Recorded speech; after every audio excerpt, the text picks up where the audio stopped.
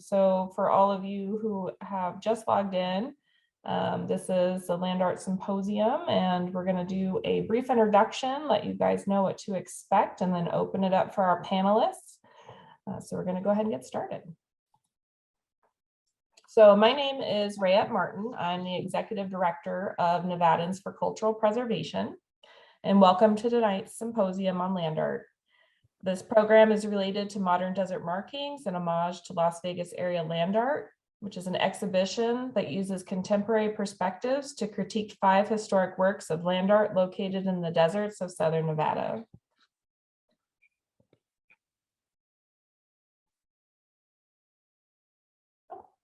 Modern desert markings will be at the Barrick Museum of Art on the campus of UNLV, that's the University of Nevada, Las Vegas, until July 8th. A second symposium is scheduled for June 8th. Programming is funded in part by a grant from the Nevada Humanities and the National Endowment for the Humanities. The research and exhibition was funded in part by a grant from the Nevada Arts Council and the National Endowment for the Arts. Additional support was provided by the Marjorie Barrick Museum of Art and Nevadans for Cultural Preservation. NVFCP is a 501c3 with a mission to increase preservation through education. We believe we cannot expect people to care about things they know nothing about, follow laws they've never heard of, or protect things they cannot identify. In a nutshell, this project was to identify and record 5 now historic land art works to ensure their locations and history is preserved into the future. Artists joined archaeologists in relocating and documenting the current condition of the works. These records will be included in the state database of historic and archaeological sites. So if any land altering projects are proposed, the significance and preservation of these sites will be considered. 10 artists from both in and out of state created contemporary works in response to the historic works and their experiences visiting the pieces in their context. 5 different works created by 3 different artists between 1962 and 1970 were visited in 3 different areas. I'll show images of the areas today and then historic documentation in books and photographs. 3 black and white photographs by Gianfranco Gorgoni are on loan to the exhibition from the Nevada Museum of Art in Reno. The first is double negative. This is an aerial photograph from a drone by Paula Jacoby Garrett, one of our artists.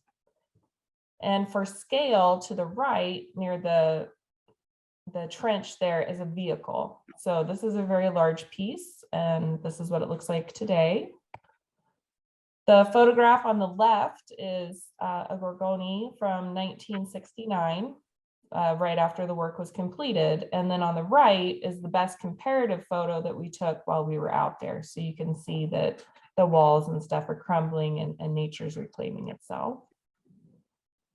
This image is of Las Vegas piece, another drone aerial photo by Paula Jacoby Garrett. If you can see my marker, you see a straight line in the desert. It's really hard to recognize, but when it was created, there was a trench, and that's the photo on the left there. That would have been the mark left in the desert.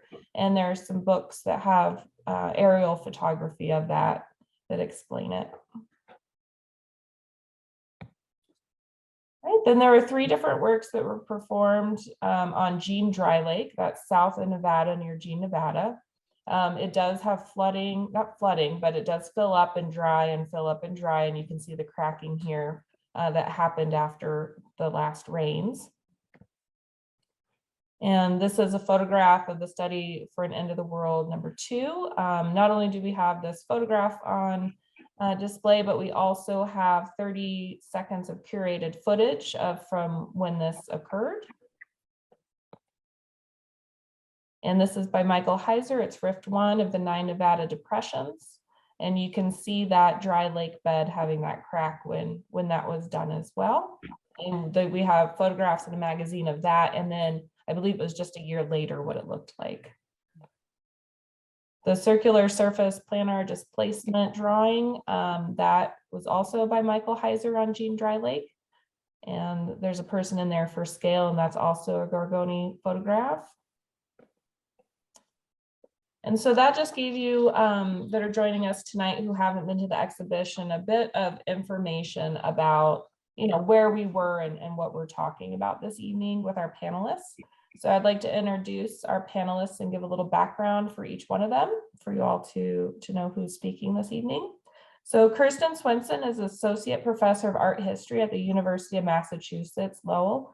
In 2021 to 2022, she was an American Council of Learned Societies Burkhart Fellow at the Kluge Center of the Library of Congress, where she conducted research toward her current book project, Public Works, Land Art, and Urban Redevelopment. This book is also supported by a grant from the Graham Foundation.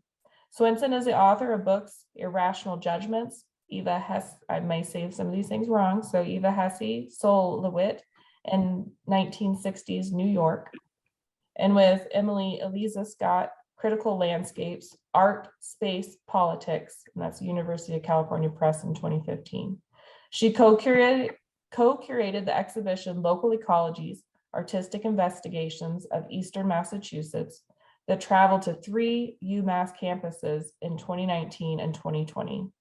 A book based on local ecologies, co-authored with Rebecca Urchel, will be published in 2023 by Amherst College Press. Swenson's scholarship and art criticism have appeared in publications such as Art Journal and American Art, and in edited volumes and exhibition catalogs, including Donald Judd, Paintings 1960 to 1961, Locating Sol LeWitt, and Nancy Holt, Stone Enclosure Rock Rings. She is a contributing writer for Art in America magazine. Recent articles include From Gravel Pits to Sculpture Parks, Land Reclaimed as Sculpture in Seattle, and A Visit to a Ruin Being Born. Hikmet Sidney Lowe is a part-time instructor at UNLV, writer and curator whose work examines the changeable nature of the earth and addresses our perceptual and cultural constructs of the land. Her teaching interests focus on modern and contemporary art with a specialty in land art and arts of the environment. Her writing is found online at 15 Bytes and Hyperallergic. Lowe's first book, The Spiral Jetty Encyclo, exploring Robert Smithson's earthworks through time and place, delves into Robert Smithson's regional concerns in creating his work through an encyclopedic format. It now serves as a template for subsequent books on singular works of land art. Forthcoming in the series is The Sun Tunnels Encyclo, exploring Nancy Holt's earthwork through perception and sight. Starting in fall of 2021, she became a staff writer for Southwest Contemporary. She is co-curator to the 2023 exhibition, Modern Desert Markings. Justin DeMaio has been an active member of Nevadans for Cultural Preservation for at least 10 years. He received his master's degree in anthropology with a focus in archaeology from UNLV in 2013. During his program, he worked as an archaeologist for the Desert Research Institute and later spent 5 years at the Bureau of Land Management in Battle Mountain and Las Vegas field offices.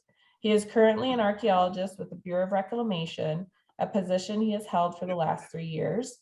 He joins us tonight to discuss public land use. Katie Hoffman is NVFCP's president and is passionate about educating the public about the importance of cultural resources in Nevada. An alumni of both the College of Southern Nevada and the University of Nevada, Las Vegas, she holds degrees in both anthropology and fine arts. Her vision is to bridge the two disciplines to promote the preservation of the past. She is co-curator of Modern Desert Markings, which has been her passion project for a little over a year. A few expectations for this evening. Attendees are muted and video is disabled, so we can't pop on your video and see what you're doing there. But we do want you to engage and use the question and answers option, and questions will be addressed either during the presentation, so if it's relevant for me to stop the speaker and ask that question real quick, or those more in-depth questions will be held till the end.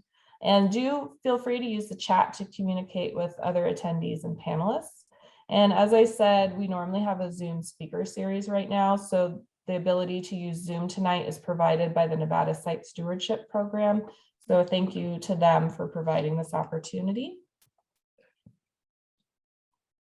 And so to get started tonight, I'd like to ask Katie, why the title Modern Desert Markings?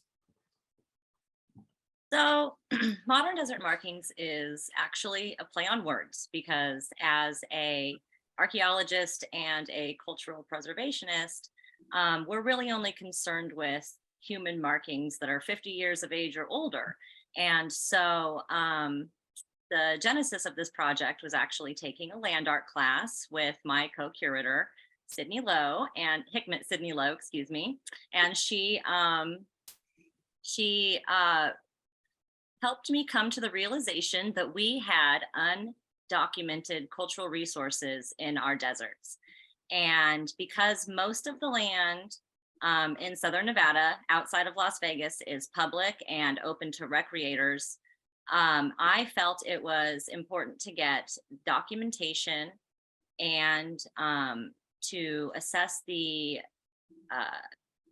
not necessarily the condition of land art that's not there, but to assess the viability of these pieces for historic preservation projects in the future. And the first step in doing that was to have them recorded and entered into the database of cultural sites in Southern Nevada. And so that was our preservation objective for this project. And so that is actually where the title of the show comes from. The Modern Desert Markings are actually what we're referring to as our 5 historic artworks. We were not, in fact, encouraging our artists to go out into the desert and create marks in the desert. We were asking them to reflect on the most modern historic resources that we have. And that is what our exhibition is showing. So again, these resources, these 5 works are historic. They're 50 years of age or older. And so the times were different when they were first created. There was a different regard for the land, and there was a different reception to those pieces than there probably would be if they were created today. And so Hikmet, I'd actually like to pass the buck to you here. Would you like to fill us in a little bit on the zeitgeist in the 60s and 70s when the land art movement was in its prime, and what was, the reaction to those pieces? Sure, I can do that. And Kirsten, I would love for you to jump in so that this can be the art historian sort of working through this question. To the title, I was so intrigued when, Katie, you told me about this title, Modern Desert Markings, because immediately I got the sense that this was looking at land art. It wasn't looking at all of the desert markings. I have a deep passion for petroglyphs. And so it wasn't including that. It was looking very much at a specific time period, and that time period around Las Vegas with these 5 works. And we're not talking about City, which just opened, but these 5 works that were done from 1962 to 1970 and done in sort of these swirls of travel and activity. And the notion that hopefully we are just dispelling at this point, that the desert is a blank canvas within which people can do whatever they want to. And so it's interesting to have then gone through and really studied each of these works in detail to then see what was the impetus for them, and then what literally was the ground. What were they doing literally to that ground to be able to create these works? And out of the 5, and Raya, thank you so much, first of all, for introductions and just everything tonight. So there's that. But in looking at these 5 works, the one that Jean Li did in 1962, where he's reacting to the Geneva disarmament, was that it? Convention. Thank you so much. big, long term, end of day. When he's looking at that, there's like this really specific subject that we can grab onto and we can hang on to and think about.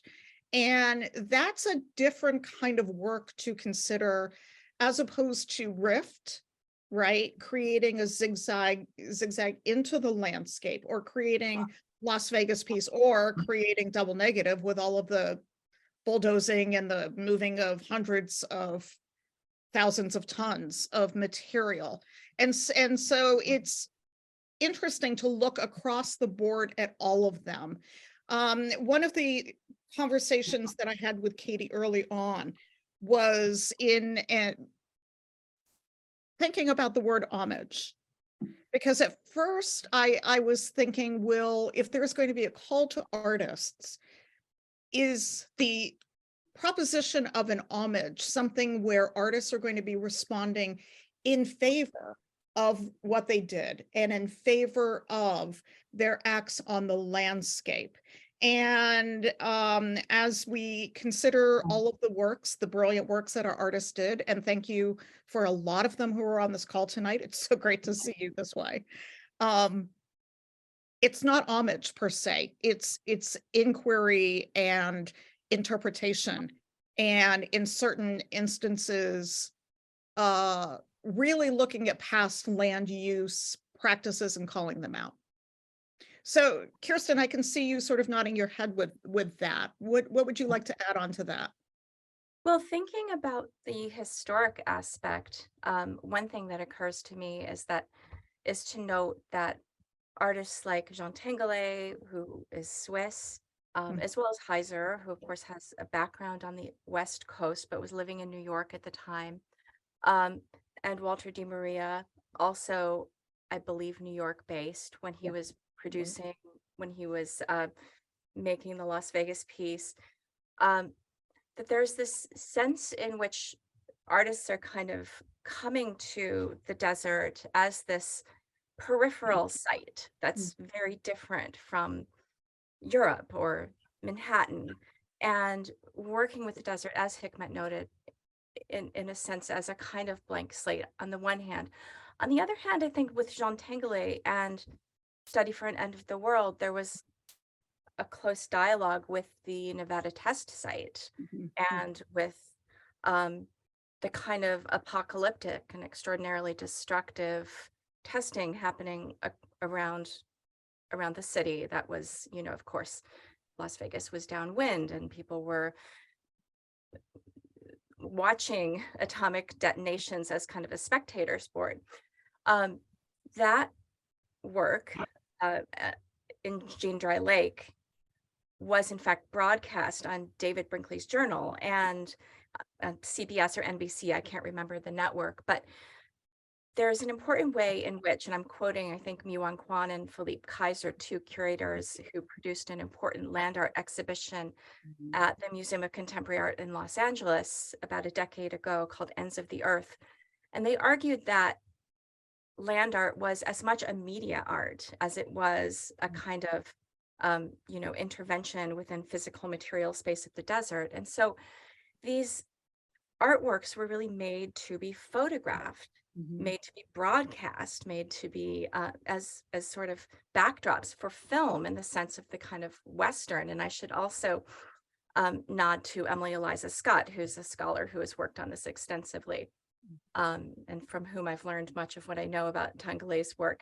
In any case, on the one hand, they're working in the desert, but it's also kind of a tabula rasa. It's in a sense a kind of generic desert that maybe that in a sense could be in Arizona or could be in Utah. That's not important. But the setting of Las Vegas is of course also significant for some artists. I think for Tinguely in particular, who in his film spends a lot of time in Las Vegas, building his own bombs, I think in the Flamingo Hotel that he then goes and buries in Jean Dry Lake and so forth. But very much about sort of broadcasting this, not the expectation that people would visit necessarily or track down their works as archaeological sites, but would see them on the news or in Art Forum magazine. Sure. Or with Spiral Jetty with Robert Smithson, see the film that fall. He is creating that work in April in 1970, and by that fall, you can go to the Museum of Modern Art in New York and you can watch his film that he's made. It's in all of the art magazines. So that idea of mediation is really great. Thanks. And you have those great photographs by Gianfranco Gorgoni, and those were, of course, being hung in the Museum of Modern Art in 1970, 1972. So they were very much part of the art world, even though people weren't coming to see them in person. Mhm. Yeah, our exhibition actually does also feature a snippet of the David Brinkley program. We were able to secure those rights from NBC. So Hikmet and I spent a lot of time poring over that hour of footage to sort of piece together the actions of Jean Tinguely as he went around Las Vegas collecting from our landfill, from junk stores, from Fremont Street, all of these pieces of refuse and dolls and things that he was going to take out into the desert.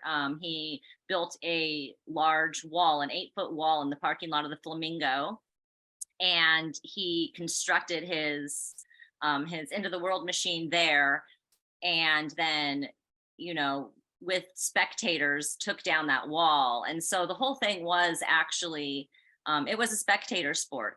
And thank you for mentioning that people were coming from out of the area to do these things here, because they're viewing Nevada as a blank canvas, as an empty space. And actually, one thing that I found really interesting was the sense of place and the ownership of place that all of our artists were extracting from visiting these sites. It was a lot different than the original works of art, which were, they were scouted with patrons from the air, and artists with big budgets came out and they made these things. And so it's a really important distinction that, their first instincts, the artists who were applying for our show, weren't trying to go out into the deserts and stake a claim, so to speak, or to dig a big hole. That wasn't the objective. What they were all saying universally was, this is it's not necessarily a place that I want to mark or leave a permanent mark. I want to come out here. I feel inspired by it. I feel protective of it.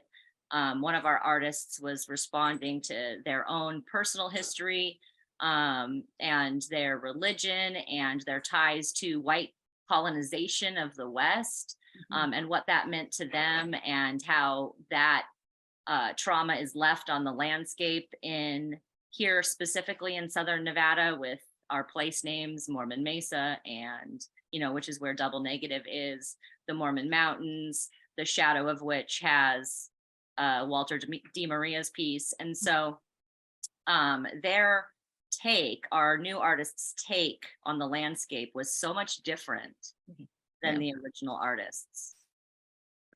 Very, very, very thoughtful in wanting to bring up all of these current issues that I feel like we're in this sort of like, I don't know, something's been lifted off of us, and we're thinking about land and landscape in these ways that are so much richer, and looking back historically in time in ways that 5-10 years ago we wouldn't. I've been telling people, or like 3 people, if I could, I would rewrite the Spiral Jetty book, and that just came out 5 years ago, right? I already have such a shift in thinking about these lands and these places. And I think that makes it really exciting and interesting. And our artists certainly all responded to that.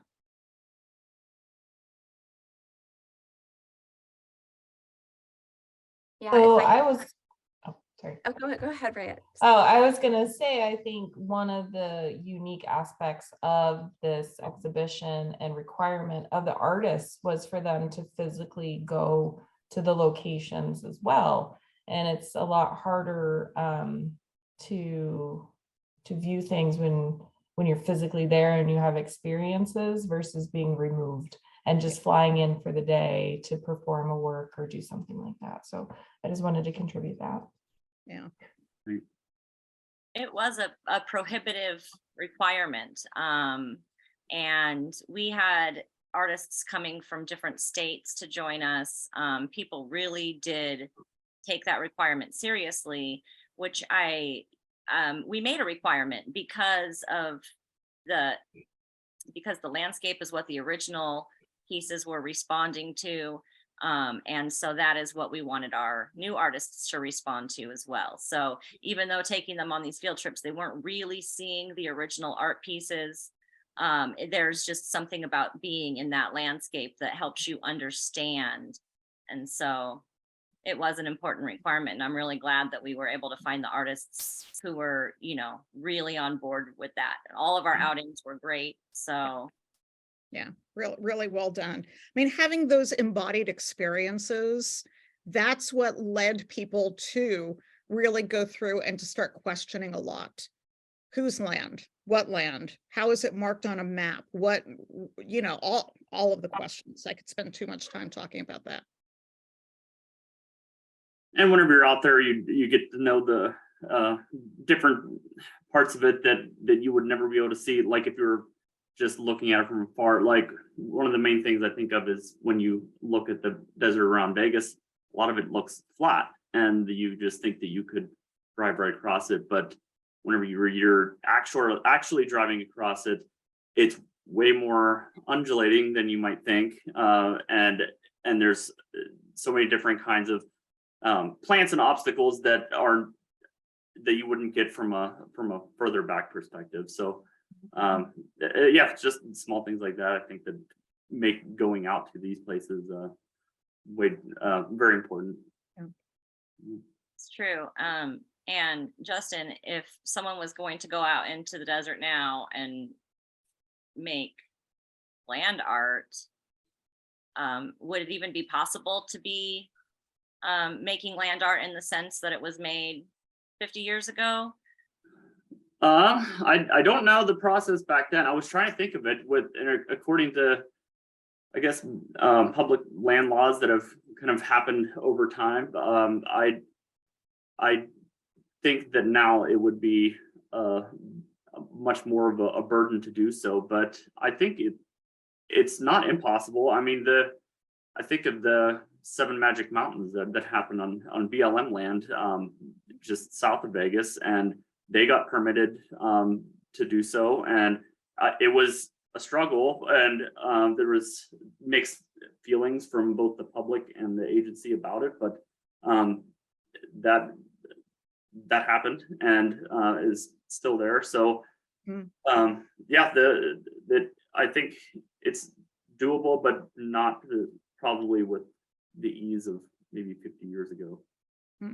Right. And so just in general, like they would have had to build 7 Magic Mountains, they would have had to do a process, a survey to make sure there's no endangered species or cultural resources or anything in that area.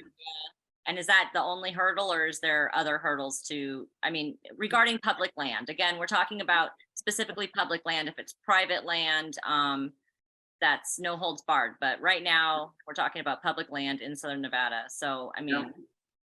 And there's many different land managing agencies in Southern Nevada. And all of these agencies have different missions and purposes and goals. I work for the Bureau of Reclamation. Ours is just to deliver water and power to customers. And so that it really kind of leaves out any land use kind of mission.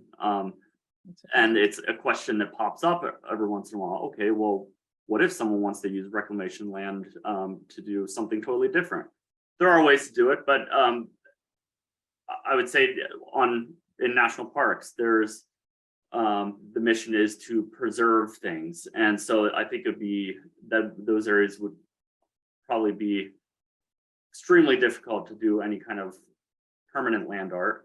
But say the Bureau of Land Management, their mission is for a multi-use approach, and there's there's a permitting process that we go through with all this, and essentially you propose your project, and you would say, here's what the plans are, here's what we want to do, and that would get it submitted to one of the offices of the agency, and then it would go through a review from a lot of things you just talked about. Are we going to impact any previously recorded cultural resources that were there?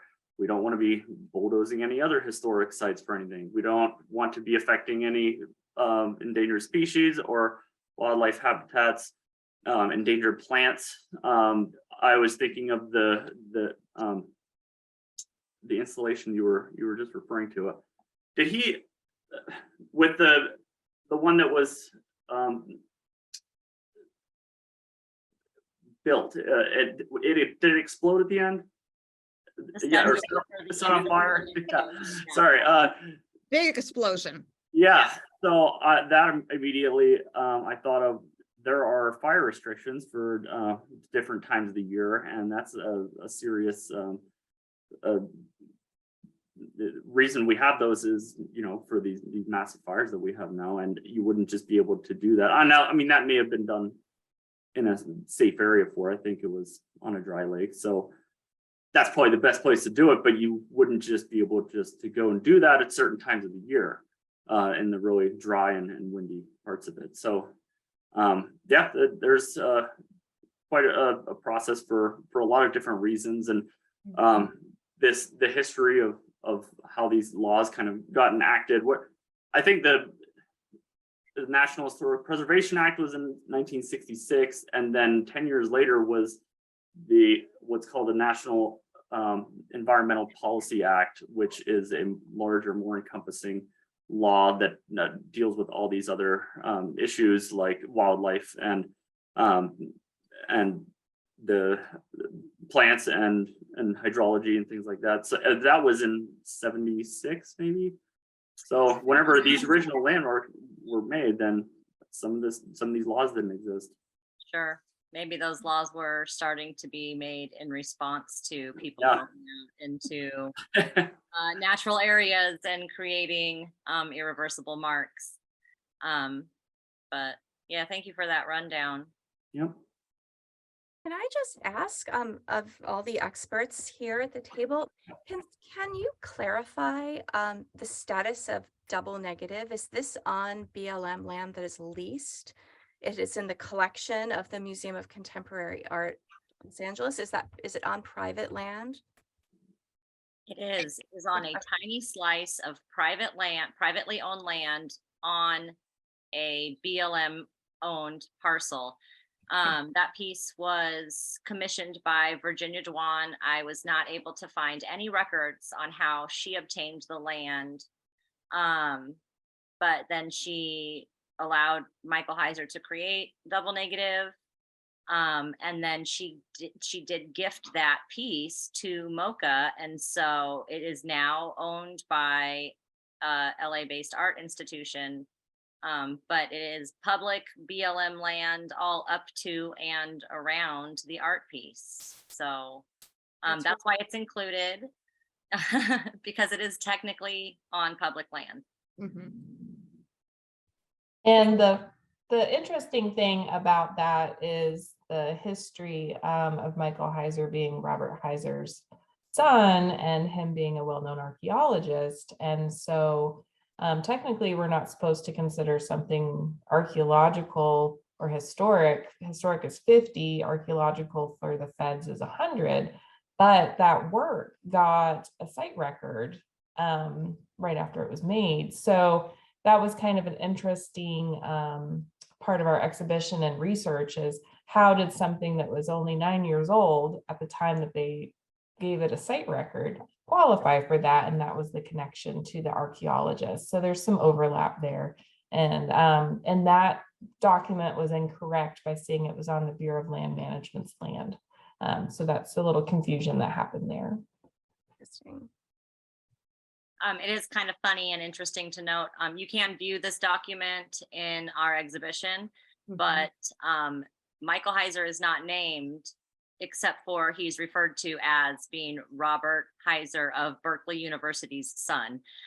So I don't know if that was the archaeologist or whoever recorded that making a point, or if it really was just that his father was so much more well-known than Heiser was at that time. So It could be both, but he was a renowned archaeologist absolutely. and quite all over the map, literally, as far as the work that he was doing. And that is reflected in his son's work as well. So and speaking of, Kirsten, you have recently visited Michael Heiser's newest work, City, which also is on a piece of privately owned land in the center of a large preserve. And what was that like? Oh gosh, where to begin? It is on a small sort of oasis of land that Heiser owns, his ranch, and adjacent, of course, earthwork, land art city, that is now, as most people I'm sure know, surrounded by the Basin and Range National Monument that was designated by Obama at the behest of Harry Reid and others who were advocating in part for Heiser and for the preservation of City because of the Yucca Mountain nuclear waste site.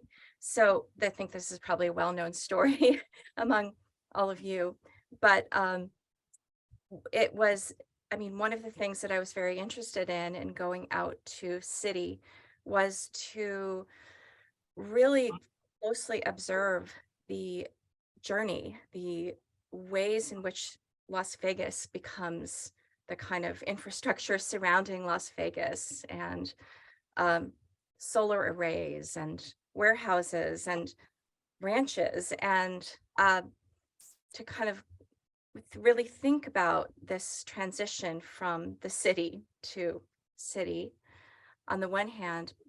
And then also, of course, as Hikmet noted, which I thought was really striking, that you would write your book on Spiral Jetty differently 5 years later. I was really, my own perspective as a historian has changed so much. And I was keenly aware of being on unceded Indigenous lands and of the many powerful statements that have been made by Native artists and allies who were really unsettled by the fact that City was realized at this point, in the sense that it is in a way sort of a period piece. It's a work that was conceived in 1972 and really retains many of the values of this earlier era. So I was very aware of these, this significance and the ways in which our perceptions of landscape evolve sort of historically. And it was, you know, I think that there's a great deal to say, of course, about City. And it's certainly remarkable in many ways. But I think the relationship to the surrounding landscape was the thing that really most stood out to me. And this notion that I think you address in the exhibition very powerfully of the desert as, on the one hand, a kind of blank slate for artists to, you know, on which to build an additive sculpture, which is what the City is, as opposed to the negative or the subtractive sculpture of double negative, but on which to intervene. This word intervention, I think, really very well applies to land art of Heiser's generation, as opposed to the artists that you have commissioned who, and I love this kind of leave no trace ethos, which is all over the exhibition, that really kind of foregrounds the experiential and the personal and the ways in which we bring our own stories to the land, and the multiplicity of stories that connect to landscape, instead of, you know, a sort of singular monolithic assertion of identity or land claim. So it was a complicated experience for me to go out to city, and something I'm very much reckoning with still, and I know will for a long time. And again, I think one of the great values of modern desert markings is this chance to think about our relationship to landscape today. I really like your phrasing, calling city a period piece. That helps contextualize it so well, because it is of a different era. The fact that it took 50 years for this piece to come to realization really does reflect that those values have changed and evolved over time. Yet the piece, it's not possible of having evolved to in conjunction with those values. And so it is what it is. Yeah. And now that it is realized, it's not exactly congruent with today's land use values. So I've read a lot of articles that have pointed that out, and I'm grateful for that, because it's important to consider everything that you mentioned. You know, it's not what it was, as far as, you know, the blank canvas that you can just thoughtlessly go and do these things to. People have expressed opinions. Yeah, Justin, please. Non-artist question here. Why did it take 50 years? I'm curious. Kirsten, do you want to go if you want to start? Well, I can start. I mean, Kaiser is an artist who works in a sort of solitary mode, of course, with many contractors around him, but I think it was a rather individual, kind of idiosyncratic process of building it, for one thing. I think the site itself, which is only accessible on dirt roads, most of the concrete, most of the structures are in fact made of concrete that was produced and poured on site. And I think that was just a very slow process. I think it was built very incrementally, and in a way that was, you know, artisanal, in the sense of, like, you know, you didn't have a sort of huge operation from outside of city kind of coming in and building it, but very much with materials from the site itself, concrete and so forth. Okay. And not to sound reductive about the work, but he has been quoted several times in saying that he wanted to do something really big. And sometimes when you do something really big like that, it just takes longer. It's interesting, and I don't know, I've only read this in one space, that this was sort of a ending of the opening of city didn't mean that the entire complex was finished. A certain portion of the complex was finished because they wanted people to start seeing it, but also raise money to help to fund what will then continue. Kirsten, do I have that right? Yeah, so I think all the complexes are constructed, but there still is some detailing that is in process.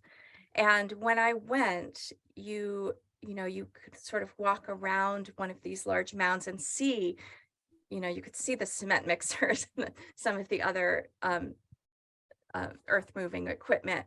So it kind of just tucked away there to kind of get back to work. But there was a little bit of a sense of it being, and I went in October of 22, still sort of loose ends being tied up for sure. Interesting. So, sorry, I did get a request to show the artwork. So I just quickly Googled the work, and there's an NPR article. So I just want to quickly pop that up there for those of you who don't know what city is.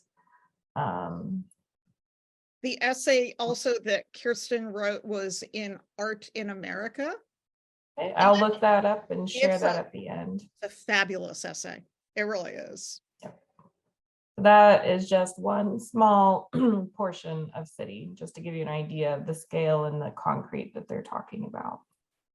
I think it's also worth pointing out that I mean, there's this kind of open question, and Hikmet can probably speak to this best, of entropy in relation to these earthworks.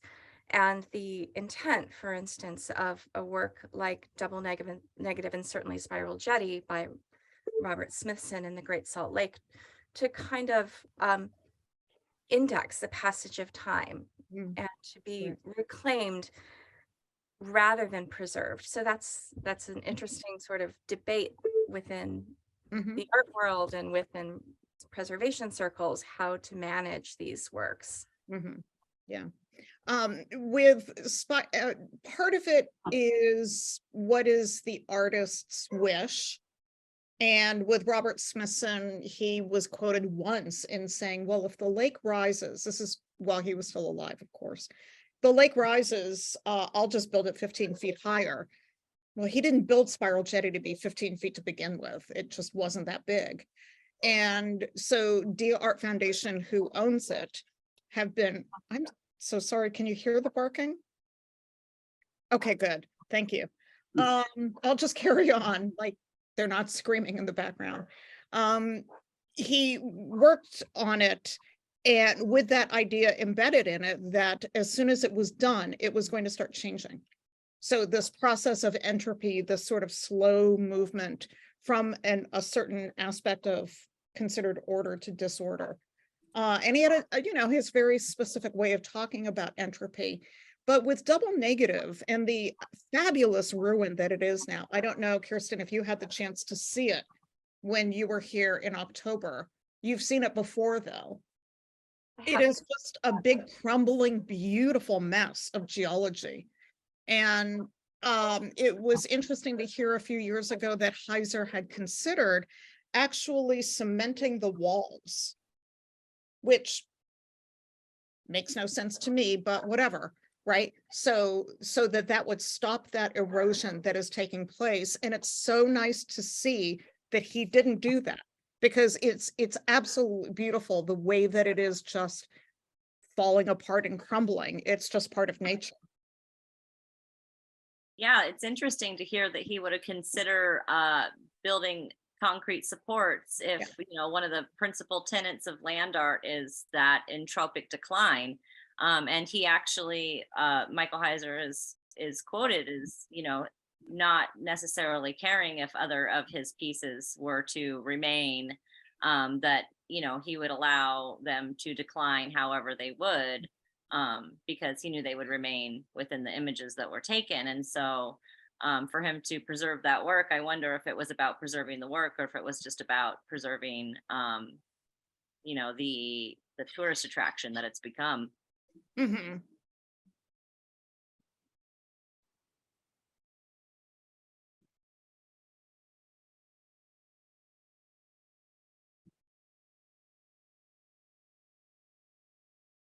These are some more pictures of city there.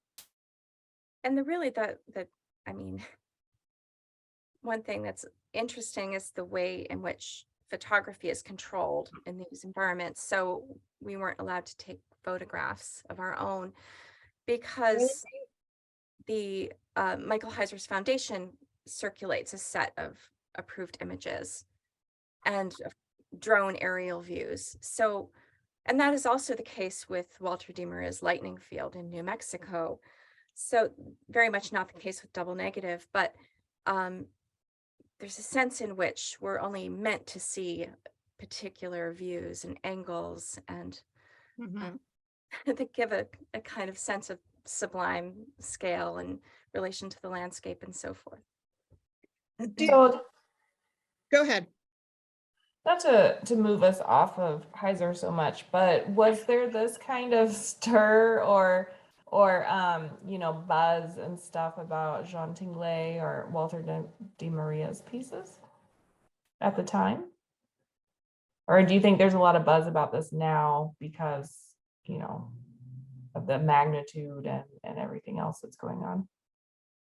I think that with Tinguely's piece, there was a lot of buzz because it was, as Kirsten said, it was made for TV.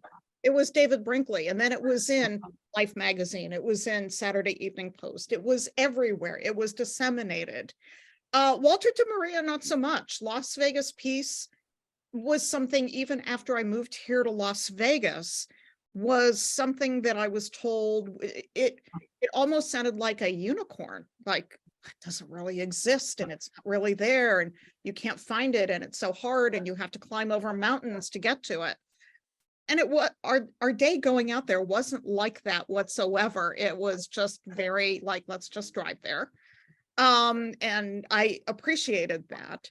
But the Walter de Maria piece, certainly, I think part of it is because of where it's situated to the west of the I-15, right? Not to the east, because there aren't other, the Mormon Mesa where Double Negative is astoundingly beautiful because that escarpment looks out over the Virgin River.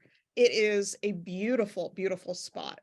And it's more easily accessible than the Las Vegas piece. But part of it, again, back to Kirsten, it's mediation. How is that info getting out there?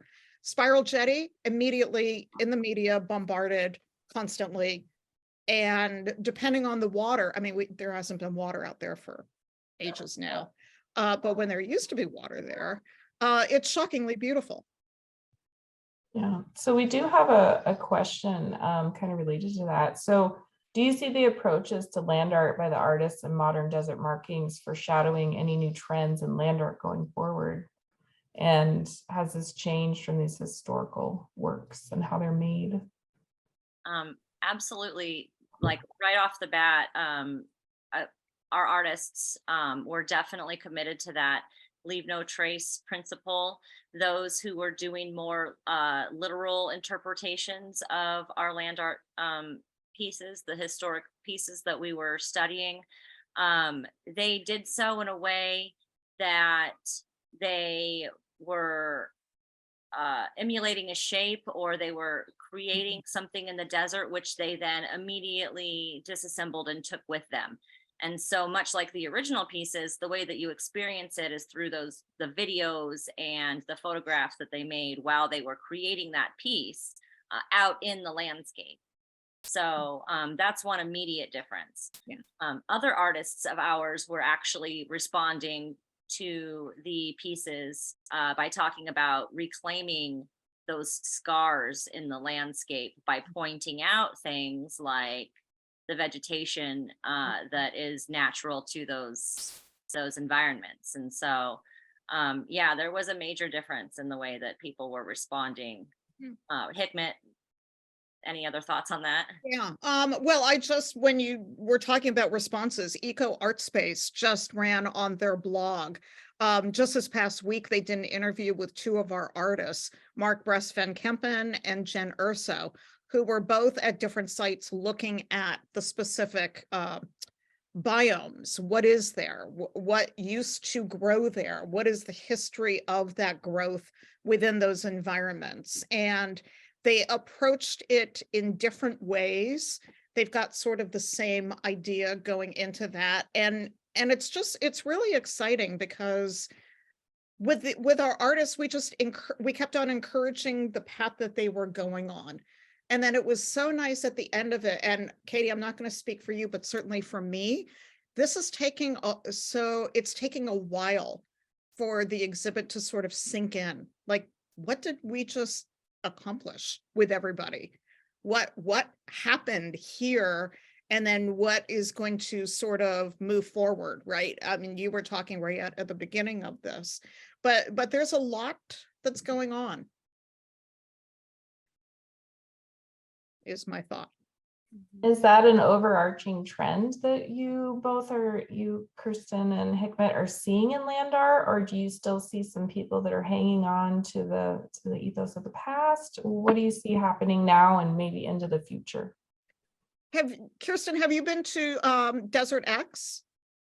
No, I haven't. But that's been on my mind. And, you know, I suppose, and there's this contradiction. I do want to go. On the other hand, one of the things I really value about your show is that the artists are not enticing people out into the desert. They are not creating an opportunity for art tourism, which I think is art tourism, which requires often significant carbon footprint is kind of can be at odds with ecological art or ecologically minded art. And so these are tensions that I certainly think a lot about.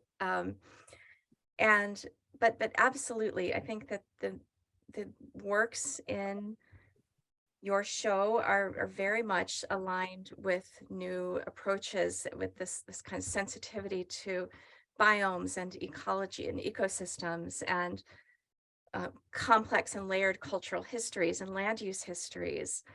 Absolutely. So I think I'm not seeing myself. I heard a rumor of a land art piece in Las Vegas that's Oh. new, but which I don't know much about or anything about. But I think that there really is a sense in which that era of land art is over. And indeed, by the mid 1970s, artists had become very interested in reclamation practices, for instance. So, as I'm Yeah. sure you know as well, like Robert Smithson was, before he died, very keen on working with mining companies. Mhm. He had a dream of working with the Bingham copper mine in Utah and citing land art on these reclamation sites, which in a way is a kind of acknowledgement perhaps of the unsustainability of citing land art in undeveloped tracts, Mhm. the importance of thinking of land art as something that is in dialogue with these kinds of industrial and complex and post-industrial histories. Land Mhm. art is a kind of reclamation or recovery. And that becomes, I think, an important direction Yeah. in land art practices. But Mhm. even the category of land art itself, I think, is a little bit, I think it's not used much. And I mean, to apply to contemporary artists, and your notion of desert markings is a way of kind of getting around this category that is so closely associated with a few men over a short period of time in the 70s, I suppose, 60s and 70s. Yeah, so the new piece of land art that you briefly, we'll call that land art, um, just to distinguish it from the other pieces that we've been talking about. This is a modern, and not modern in the historic sense, piece that was recently discovered on a mesa overlooking Las Vegas. It was created by until recently, undisclosed layperson who went out on top of the mesa and created in a grandiose scale a figural face and a triangular form, and then another type of glyph, kind of all connected. And it was done by clearing parts of the surface of the desert away and stacking stones in other places. So it was done consistent with the ways that people have made marks in these deserts for hundreds of years. The reason we call it art with quotation marks is not because of its validity as an image, or in any way a slight to the person who created it, or of their artistic ability. It's more the sense of how it was created and the fact that it will likely not be allowed to remain. There's a lot of reasons why, as Justin was saying, we need to have permits and things like this to go and do actions like that in the landscapes around here. And the first that jumps presently to mind is that the indigenous cultures in this area, and the people who had passed through this area over the last hundreds of years, have left stone alignments, they've left stone circles, they've left intaglio pieces, similar to what you might consider like the Nazca line, nothing that amazing, but definitely that type of large scale artwork on the landscape. And so when you're on the ground hiking through a desert, those types of cultural sites can be found around you. You don't necessarily know it. We don't advertise that this is, you know, something because we don't necessarily want to point it out. Maybe it hasn't even really been documented yet by theologists who need to document that thing. But you could be unintentionally disassembling somebody else's stone marking. You could be unintentionally disturbing, you know, the habitat of a desert tortoise, or you know, covering up the habitat of a rare wildflower. And so there's a lot of reasons why that piece is controversial. And so Justin, do you have any additional thoughts on that, or any insights? No, I think you covered it great. I mean, yeah, I think that the current tribal folks around this area would kind of just see that as, you know, one more thing. And this time it's not even, say, mistrust or mishandling of a government situation. This is just a person who is just personally living in the area, or maybe not living in the area, and coming from elsewhere and thinking that they could do that. And yeah, that it's perfect that you mentioned all those things. I think the fact that you brought up either stone circles or stone alignments is important, because these things can almost be invisible to the untrained eye, and like they can be so ephemeral that you would just not even know what you were destroying.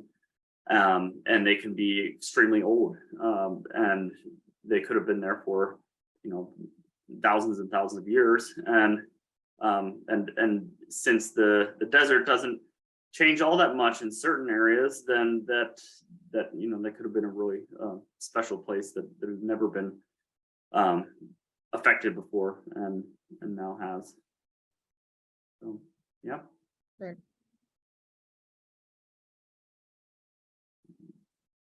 Yeah, those are good thoughts. And I actually just want to piggyback on that and mention another cultural resource that can be found in the deserts of southern Nevada, and that is prehistoric rock cairns.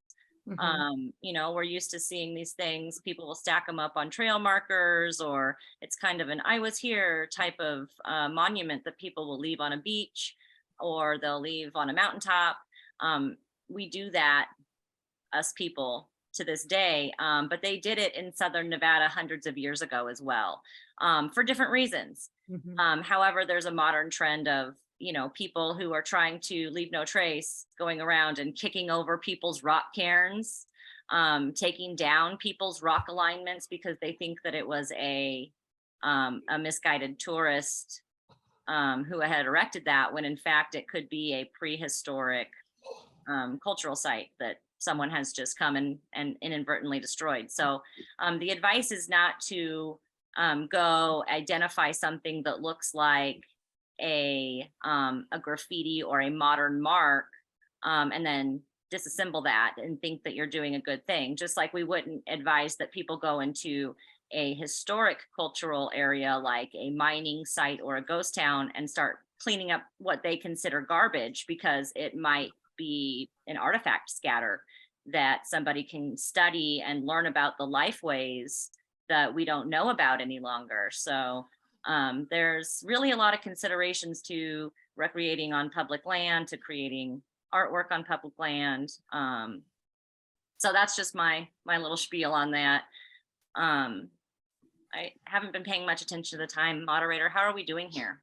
This is a good time to, you know, you kind of wrap that up nicely, brought it back home to why Nevadans for Cultural Preservation would be involved in an exhibition of this type, and kind of the goal of educating the general public about these historic works, but at the same time, the artist's responses to that and the future.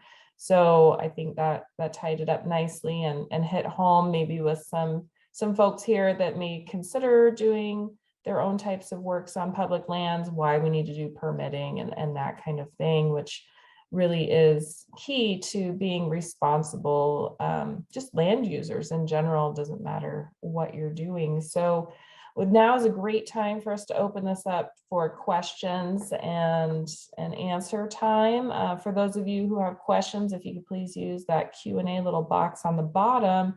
While you're thinking about doing that, some topics came up and some things to be shared. So Jim Lane commented back when we were talking about city, that the basin and range geophysical, sorry, I need my glasses, but it's getting dark in here. Province provides a natural framing device, the stage being the intervening basins between mountain ranges. And they've read that Heiser in particular was very keen on playing off surrounding topographical features, so it's not entirely tabula rasa, right? And if you think about that with double negative, that's the same thing, right? It's a mesa, it's, you know, that kind of thing. So that's just more of a comment. Somebody asked, you know, if we're going to show the artwork. I took that as a question of showing what we were talking about with double negative. But as far as showing the artwork in the show, if that's what you were referring to, we are going to have an online exhibition, but we also have a second symposium that is focused on the artists that were part of the exhibition. And that may be a better time for that to come forward. And Rayette, there has been, the Barrack Museum has done a great job in putting information online. So I might spend a little too much time on Instagram, but I see everything that they're doing there and all the different artworks and the different aspects of our show that they're putting up. And that's very much appreciated. Yeah, and our photographer, we did have a photographer photograph the exhibition, and they're going through those photos right now. And so they're placeholder images and stuff like that, but the more professional documentation should be coming soon. And our link on the NVFCP website, nvfcp.org/modern desert markings, that right now is currently a website which is talking about the field work and the process of putting together the exhibition. And going forward, our web exhibition will replace that link. So hang on to that QR code, and all of our materials, that website will stay relevant and will be evolving soon. Great. All right, I'm not seeing any questions in the question and answers. So either it's not working or we don't have any questions. So if somebody's trying to ask a question, can you let me know if maybe that's disabled by accident? Maybe we did a great job explaining. Yeah. Absolutely. We covered everything. One thing that we didn't cover, I would like to take 2 seconds and do a shout out, although I don't know that any of my land art students are on the call right now. Part of what we did in the land art class that I'm working with them on this semester is had them work on a mapping project. I bought a bunch of maps from USGS and let them alter the maps in the ways that they wanted to. I like that. They had to think about it. Well, and I made the mistake of saying, okay, look, if you want to, you can burn them, do what you want to. Then they all got really excited thinking they were all going to burn them and just we're going to have little baggies of maps on the wall. That was all that was going to be there. They didn't do that. They were wildly creative. They kind of got energy and ideas off of each other. And so there's a whole wall of these altered maps for the sites that these earthworks are on, 2 for Utah, 7 for Nevada. And they just did a great job. Just a big shout out to the creativity of them. That looks like such an exciting project, and it reminded me of my days teaching at UNLV and just the outstanding students who react to the space around them in such creative, wonderful ways. And so that was great to see. Yeah. And that's why we appreciate being able to have the exhibition at the Barrack Museum, having it be free and available to anybody, having it on a campus of higher learning so that we can get, you know, some exposure to students that may question land art and where that's going. And and see the different artist perspectives and the different media that they used. As a non-art world person, I was, nicely surprised at the diversity of the pieces in the exhibition and the artist's perspectives. So I do recommend people get out and take time not only to see everything, but maybe sit down, watch the videos that are there, and maybe view those online when you have more time. I get distracted at museums, so take time for that. And a recording of the opening has been circulating. Other types of material has been circulating. We have that on our website as well. And a video of this symposium will also be available. And we have a YouTube channel for our nonprofit, but I'll be posting that on the Modern Desert Markings page. If you want to revisit this or have somebody else watch it, it is available and accessible to everybody. And somebody did test the Q&A for me, so thank you. It is working, but I think we covered it for everybody. So it's been a pleasure, Kirsten, to meet you and have you discuss this with us this evening, and everybody else on the panel. So thank you. Thank you. It's been an honor to be here. Thank you everyone for the comments in the chat have been really interesting too. So thank you for those. Yeah, it's great. Everybody, thank you so much. It was wonderful. Yes, thank you. And thank you to two panel members that I've never met before, but it's a good meeting you. And thanks to Rayet and Katie for setting all this up. Absolutely. Most Thank you definitely. for joining us here. We really appreciated your perspective, and Kirsten, having been the only person I've met so far to see City in person. So yeah, your input was very important, and thank you so much for joining our discussion. So happy.